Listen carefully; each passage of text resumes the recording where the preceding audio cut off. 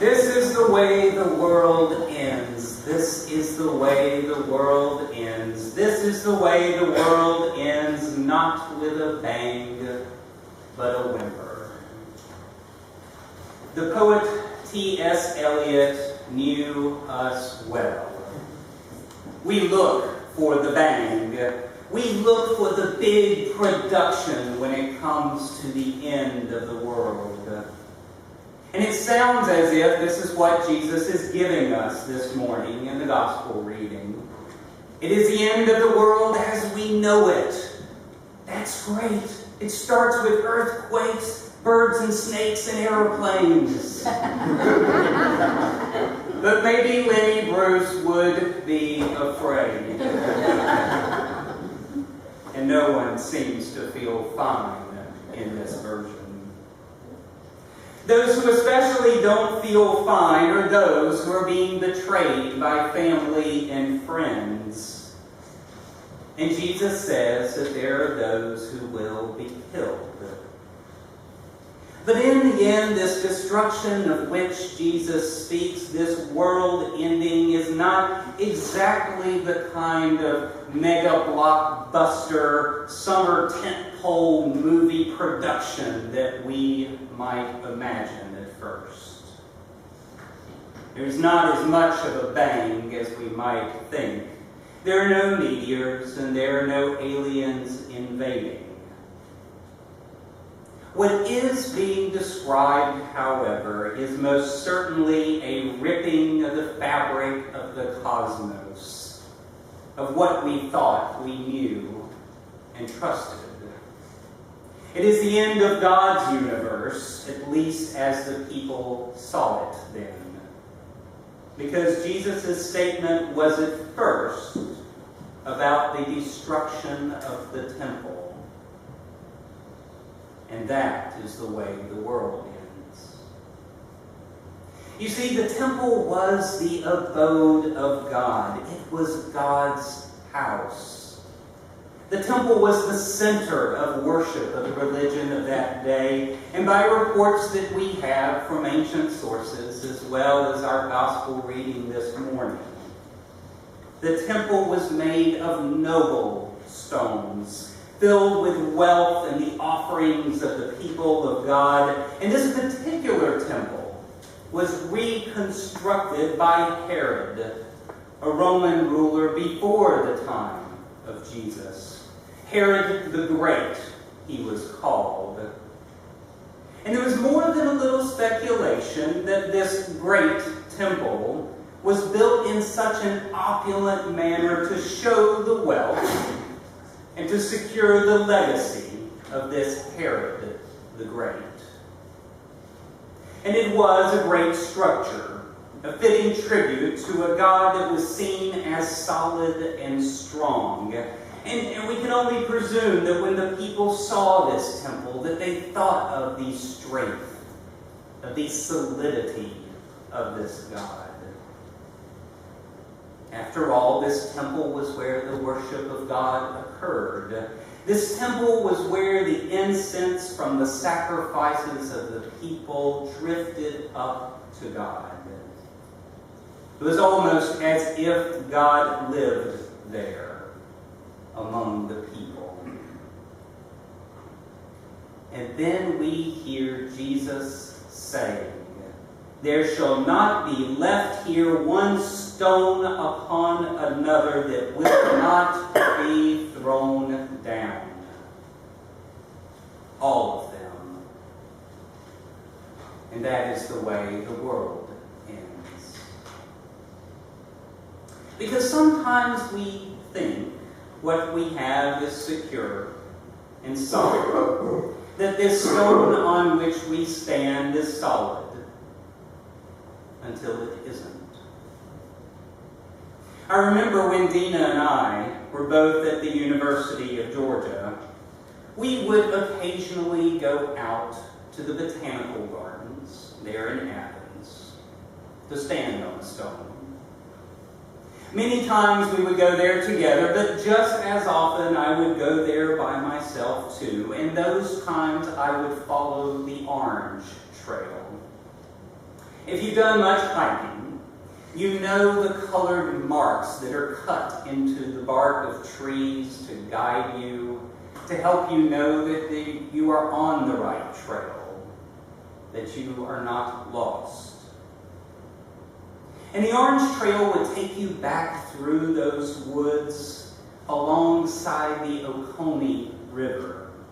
A river that I knew very well from about 2 hours down the river, because it was the river that separated East Dublin from Dublin. Dublin being where I grew up. The Oconee actually runs pretty close to my home as well.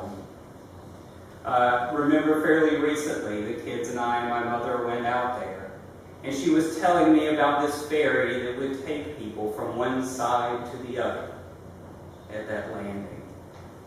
Later on, when I was a teenager, it was the kind of place where people would gather and hang out, or maybe swing from a rope into the river. I knew the Oconee in the way that many of us remember where we are from. So at the other end, back in Athens, there was this place just off the Orange Trail where a huge rock hung out over the Oconee River. And you could sit on that rock and listen to the rushing of the water. You could see some limb that was stuck there and hear the water rush by as if it was trying to pull it along. And the water ran and ran underneath that rock. And so I'd sit there sometimes, thinking, getting away from the books, thinking about writing and life and love and the kinds of things that a college student might ponder. You see, the rock always felt so solid, like it had been there forever.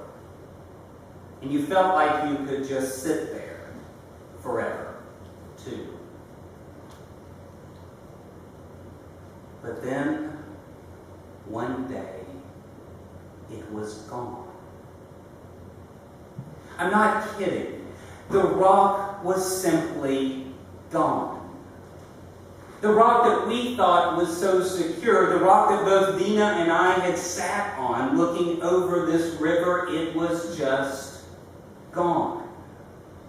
After what must have been years and years of wearing away under it, that large stone had fallen. And when something so large falls, when it is destroyed even, when there is not one stone left upon another, when our temples have come down, we do feel lost and scared. It can lead you to wonder where your security is now. It can make you afraid when something that had been so foundational in your life is simply gone. You can understand why people feel like they have had such a secure foundation in their lives, jobs, relationships, loved ones, health, and maybe even when their God, when one day it is simply gone. And often not with a bang, but a whimper. And it is in those moments that we search for what to say. We wonder ourselves how we will bear witness to this God when where we knew God to be, or where we thought God to be, the place where God dwells is just gone. And then the voice that we hear, this voice as if it is a voice from the future, that voice we would do well to remember, even in the gospel reading this morning, that voice is, in a sense, from the future. For by the time this passage is written in the Gospel of Luke, the temple had in fact been destroyed already. The early followers of Christ had been killed for their faith. They did have to bear witness that this God was now with us, among us, but not in the way that we expected. This God no longer looked for them and no longer looks for us like a temple built by a foreign power. Sometimes when our world ends, despite our fear, despite the hollowness that we feel inside of us when that temple is destroyed, when our rocks are no longer beneath us, we are called to be a people of faith, a people of resurrection, listening to that voice from the future that tells us God will give you the words to say. We hear the voice of a future resurrection. And we hear the voice, as Gail read for us this morning, this voice of the prophet Isaiah, speaking for God, saying, God will create new heavens and a new earth. The former things shall not be remembered or come to mind. But be glad and rejoice in what God is creating, he writes. Because often there are beginnings in our endings. There is the possibility of new life even in death. And there is the way that God's Spirit spreads out among us when our temples fall down. This is the way the world ends and how it begins. Thine kingdom come. Amen. Amen.